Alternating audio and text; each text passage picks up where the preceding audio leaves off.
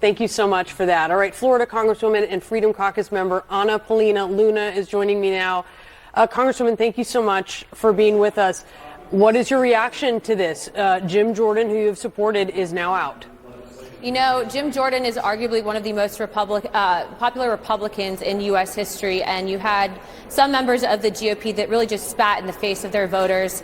What I've really come to find is that there are those candidates like me that exist on both the right and the left that really don't hold their votes accountable to special interests, and I think that you all saw that, the world saw that play out this last couple of weeks.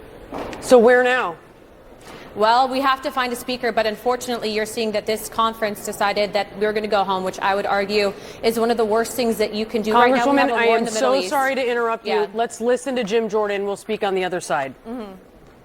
I appreciated getting to work with everyone, talk with everyone. I got to know members in our conference that I didn't really know that well over the last 3 weeks, and that we need to come together and figure out who our speaker is going to be. I'm going to work as hard as I can to help that individual so that we can go help the American people.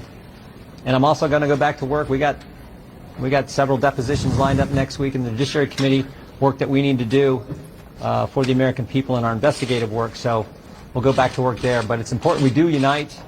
Let's figure out who that individual is, get behind him, and get to work for the American people. Thank you all very much. Do you have any preference on who you want to see as speaker?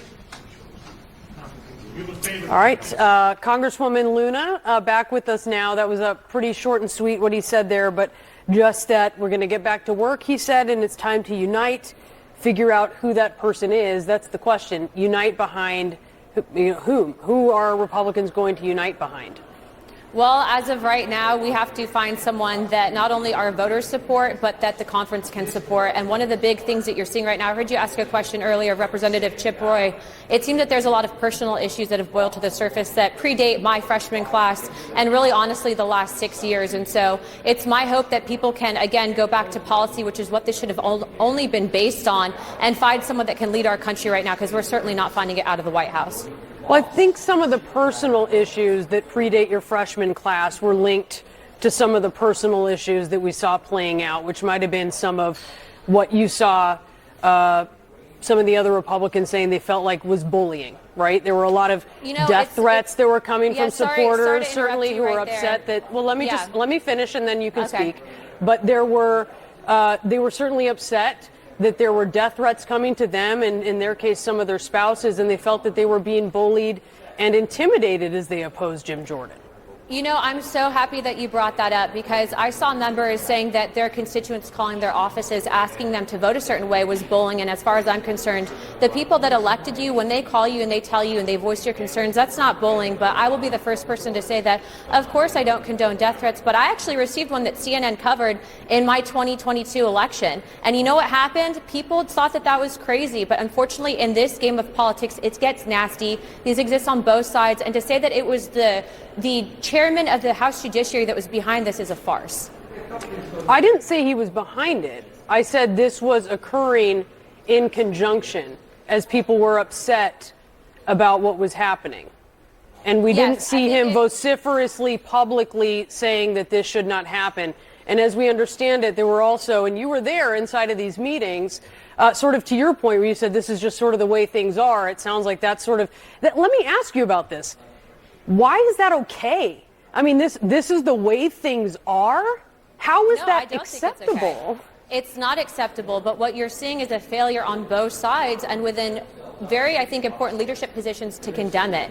I can tell you that I heard an interview earlier today where Nancy Mace said that she received death threats last week and that her family was harassed, that she had her car keyed. So the fact is that this is politics. People get excited. They get sometimes really their blood boils, but it's not acceptable and we should condemn it across the board. But again, what I'm saying is that I saw members trying to blame this on Representative Jordan, who's a chairman of House Judiciary. And if we're talking about moving forward, I think it's important for people to remember that what you say on television, that what you put out from your office, whether or not it's personal, it's going to have long-lasting effects. And what I am saying is that the chairman of House Judiciary, that Jim Jordan, during his campaign for Speaker, was not behind that. Who are you thinking that you would like to support now? Do you have some members in mind that you are encouraging to throw their hat in the ring?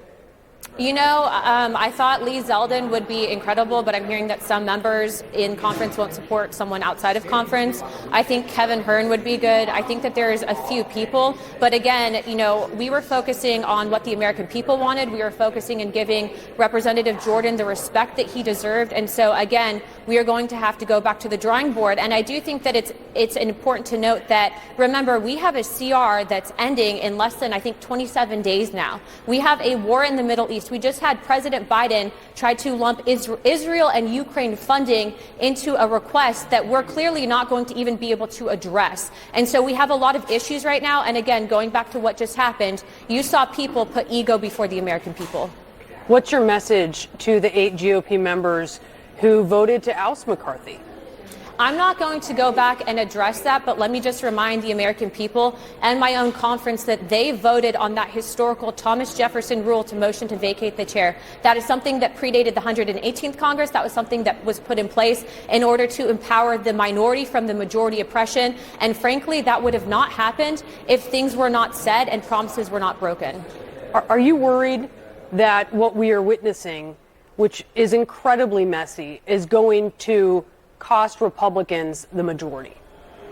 I don't know that it'll cost Republicans the majority, but I definitely think that people have explaining to their voters. I'm the first person to say that when someone calls my office, when I get those tough questions, I answer them. I don't ignore them. That is part of what it means to be a representative. I'm not up here as the Queen of England. You are accountable to your voters, and so go back and explain your vote.